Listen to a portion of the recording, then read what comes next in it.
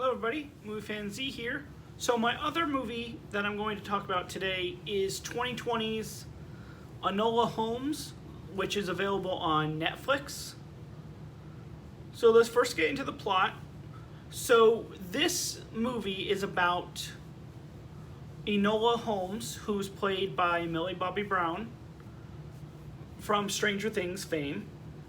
And when her mother, Eudora, played by Helena Bonham Carter, goes missing,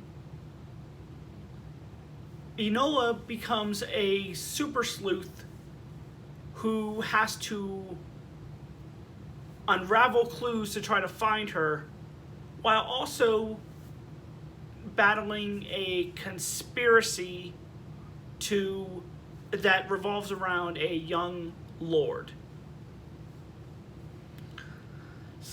A couple of the other people in this movie are Henry Cavill, who plays the role of Sherlock Holmes, and Sam Claflin, who was in the Hunger Games movies, and he plays Mycroft Holmes. So, this movie is also directed by Harry Bradbeer, and he's not directed any other movies, but he's directed episodes of other TV shows. Like, he directed some episodes of Prison Break, and he directed some episodes of that show Rami on Hulu. Alright. So, let's first get into the positives. I thought there were a lot of positives with this movie. I thought it was entertaining.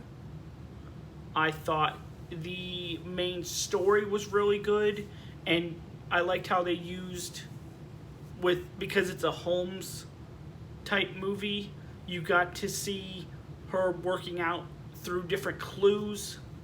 You got to see like sketches, and that was kind of cool. And I thought the characters and the performances were really good in this movie. Especially Millie Bobby Brown. I thought she definitely carried this movie.